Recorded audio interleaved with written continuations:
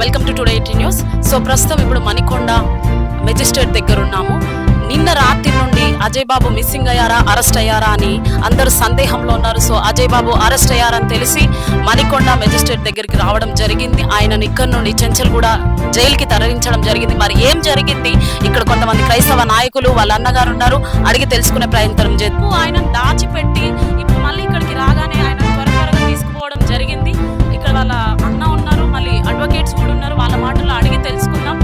ఇది ఒక criminal conspiracy అంటారండి. ఇది ఏంటంటే కుట్రపూరితంగా జరిగినటువంటి అరెస్ట్ అన్నట్టు. దీన్ని పోలీస్ అట్రాసిటీస్ అంటారు. ఏమంటారంటే పోలీస్ అట్రాసిటీస్ అంటారు.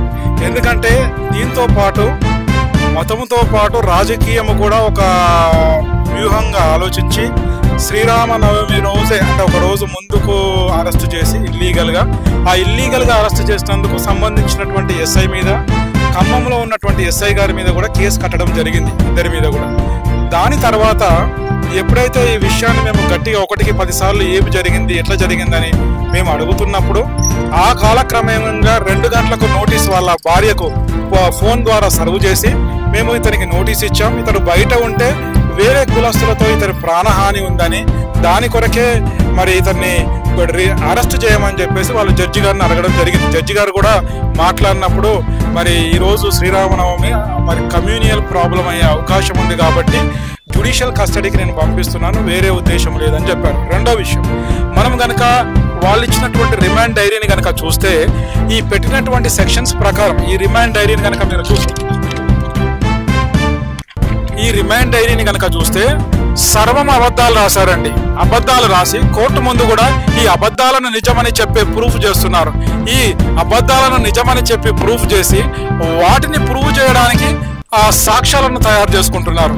మరి మనం అనుకున్నట్టుగా నిన్న 7 గంటలకు ఇల్లీగల్గా అరెస్ట్ చేసినటువంటి పాస్టర్ మరి అజయ్ బాబు గారిని ఈరోజు ఎన్ని గంటలకండి మరి ఈరోజు అరెస్ట్ చేసినట్టుగా వాళ్ళు చూపిస్తున్నారు. కాబట్టి చాలా ఎన్నో అబద్ధాలు దీంట్లో రాసి జడ్జి గారిని నమ్మించే ప్రయత్నం చేశారు. అయినప్పటికీ జడ్జి గారు అన్నటువంటి మాట ఏంటంటే ఈరోజు శ్రీరామనవమి ఉన్నందుకు మరి కమ్యూనియల్ ప్రాబ్లం అవుతుంది కాబట్టి దాని కొరకే ఇతనికి జ్యుడిషియల్ కస్టడీకి పంపిస్తున్నామండి అని చెప్పడం జరిగింది. రెండవది,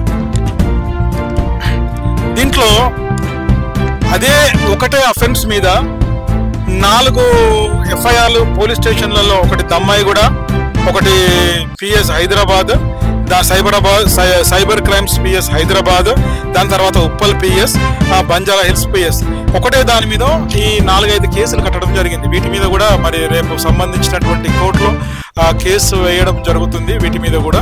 కాబట్టి ఈరోజు జరిగినటువంటి దాంట్లో కూడా ఒక కుతంత్రంతోటి, ఒక యుక్తితోటి, దాని తర్వాత వాళ్ళ ఆలోచన విధానం ఏంటంటే ఈయన గనక బయట ఉంటే మేము అనుకున్నటువంటిది మా ఆటలు సాగవు. ఈయన ఆర్టికల్ 21 అంటే రాజ్యాంగంలో ఉన్నటువంటి ప్రాథమిక హక్కులలో 21వ ఆర్టికల్ను భంగం చేసిండ్రు ఎవరికి, మన అజయ్ బాబు గారు. దీని మీద ఏం చేయాలో, ఎట్లా చేయాలో అనే దాని మీద మరి లీగల్ టీమ్గా కూర్చొని మేము దానికి ఏం చేయాలనే దాన్ని కూడా మేము నెక్స్ట్ స్టెప్ తీసుకునే అవకాశం ఉంది. మరి నిన్నటి రాత్రిలో వాళ్ళకి ఎవరికి ఇన్ఫర్మేషన్ ఇవ్వకుండా తీసుకొచ్చారు కదా సార్, దాని మీద మరి మీరు ఆల్రెడీ కేసు ఫైల్ చేశాము వాళ్ళ మీద. ఎందుకంటే అక్కడ ఉన్నటువంటి ఎస్ఐ గారి మీద, అక్కడ ఉన్నటువంటి ఎస్హెచ్ఓ గారి మీద కూడా వాళ్ళ మీద కేసు ఫైల్ చేయడం జరిగింది. సంబంధించినటువంటి అధికారులకు కూడా నోటీసులు పంపడం జరిగింది. కాబట్టి తదుపరి కార్యక్రమం అంతా కూడా మా లీగల్ టీమ్గా మేము ఏం చేయాలో, మరి బ్రదర్ ఉన్నాడు, ఇంకొక వాళ్ళ బ్రదర్ కూడా ఉన్నాడు, అందరం కలిసి సమిష్టిగా ఒక నిర్ణయం తీసుకునే ఆలోచనతో ఉన్నాము. కేసు ఎంత నిమిత్తం పెట్టారు సార్ అసలు? అమ్మా, కేసు అనేది రేపు నువ్వు నన్ను ప్రశ్న అడిగినందుకు, నేను నిన్ను అడిగినందుకు కూడా కేసు పెట్టవచ్చు. కోర్టులో విషయం అనేది వెంటనే తేల్చడం జరగదు. కాకపోతే ఆ అభియోగాలకు నీకు కొరకు నా కొరకు ఏం జరిగిందో తెలవాలంటే పుస్తకమే ముందు నడవాలి. పుస్తకానికి కోర్టుకు కావాల్సింది సాక్ష్యాలు లేకున్నా ఊరికేనే మేము అట్లా అనుకుంటున్నామని చెప్పేసి అభియోగం మోపినప్పుడు ఏ కేసు అయినా నడుస్తుంది. అది అంతా కూడా ఫాల్స్ కేసు అని మనకు తెలుసు, చూస్తున్న వాళ్ళకు తెలుసు, మన క్రైస్తవ కమ్యూనిటీ అందరికీ కూడా తెలుసు. కానీ అది ఏమైనప్పటికీ తప్పును నిజమని వాదించే ప్రయత్నంలో వాళ్ళు ఉన్నందుకు కోర్టు మనల్ని నిరూపించుకోవడానికి ఒక అవకాశం మనకిచ్చింది. సో ఇదంతా కుట్రపూరితంగానే జరుగుతుంది అనుకుంటున్నారా? ఇది అమ్మ కుట్రపూరితం అనేది దానికంటే కూడా నేను ఒక మాట చెప్పగలుగుతాను. ఇది అభియోగంలో వాళ్ళకు అంటే ఒక వ్యక్తి తప్పు చేసేటప్పుడు మనకు ఒక ప్లానింగ్ ఉంటుంది.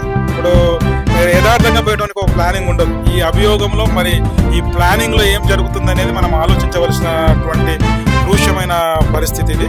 కాబట్టి మేము అనేది ఏంటంటే ఇది ఒక కుట్రపూరితంగా జరుగుతుందని మేమందరం అనుకుంటున్నాం.